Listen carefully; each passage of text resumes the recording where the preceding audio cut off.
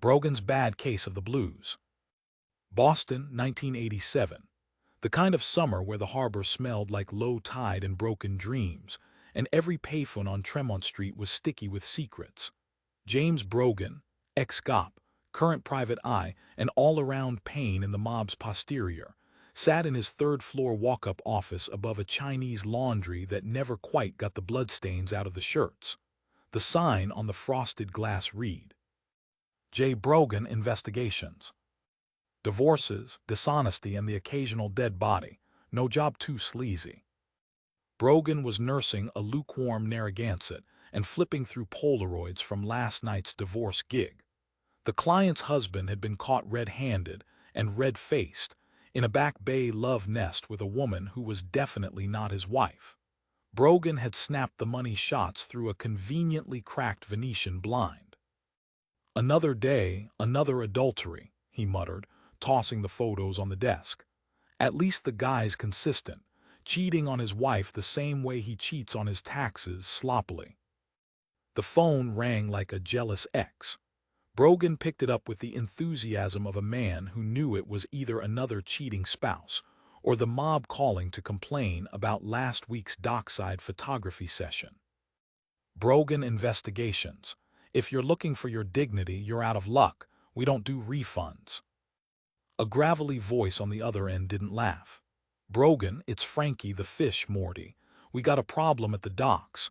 Big shipment coming in tonight. Heroin. The kind that makes your nose feel like it's been hit by a truck. You keep your camera out of it and maybe we don't rearrange that pretty Irish face of yours. Brogan grinned. Frankie, you sweet talker. You know I only take pictures of people who deserve it, like cheating husbands, or mobsters unloading more product than a filing's basement clearance sale. He hung up before Frankie could reply. The mob had been moving more white powder than a '78 snowstorm lately, and Brogan had been quietly feeding tips to his old buddies in the Boston PD. But tonight, he had a paying gig, tailing a hedge fund guy whose wife suspected him of extracurricular activities with his secretary. 2 jobs, 1 set of eyes. Classic Brogan. He loaded fresh film into his battered Nikon, checked the .38 in his shoulder holster, purely for show. He preferred sarcasm as a weapon, and headed out into the sticky Boston night.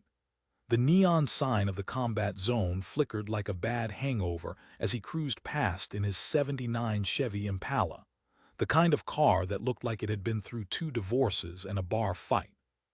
First stop, the Back Bay love nest.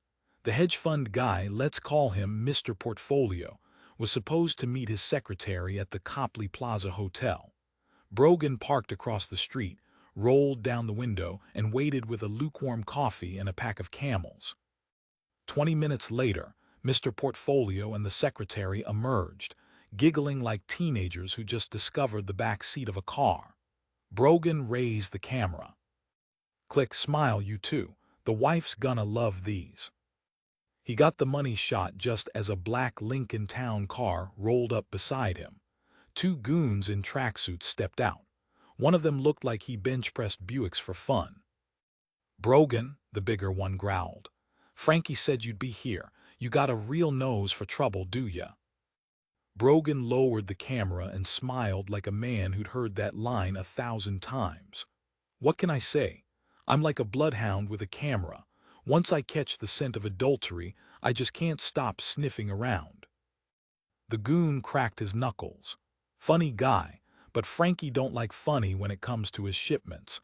You stay away from the docks tonight or we'll make sure your next divorce case is your own. Brogan leaned back in the seat. Tell Frankie I said thanks for the warning. And tell him if he keeps moving that much product, the only thing he'll be smuggling is his own rear end into protective custody.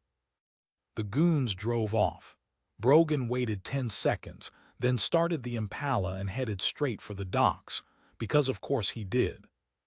The Charleston Navy Yard was quiet except for the gulls and the distant hum of a forklift. Brogan slipped behind a stack of shipping containers and watched as Frankie's crew unloaded wooden crates stamped "Coffee, Columbia." Except the only thing Colombian about this coffee was the fact it came with a side of pure, uncut trouble. He raised the Nikon. Click, click, perfect shots of the mob unloading heroin right under the noses of the harbor patrol. Suddenly, a voice behind him. You really got a nose for trouble, Brogan. It was Frankie himself, flanked by two very large, very unhappy gentlemen. Brogan didn't flinch. Frankie, you look tense. Maybe you should try yoga, or, not smuggling enough heroin to open your own pharmacy.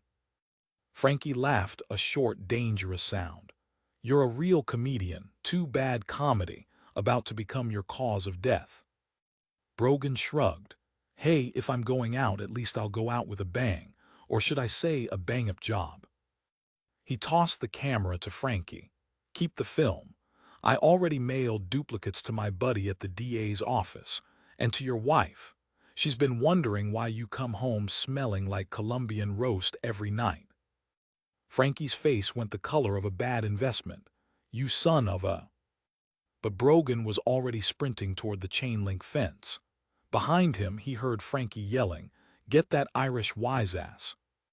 Brogan vaulted the fence like an ex-cop who still remembered how to run from bad guys.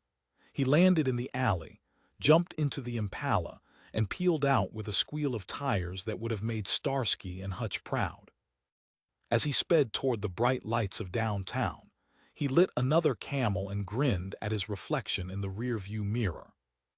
Another day, another adultery, and another mob shipment in the can. Not bad for a Tuesday. He flicked the ash out the window. They say the camera never lies, but sometimes it tells the funniest damn stories in town.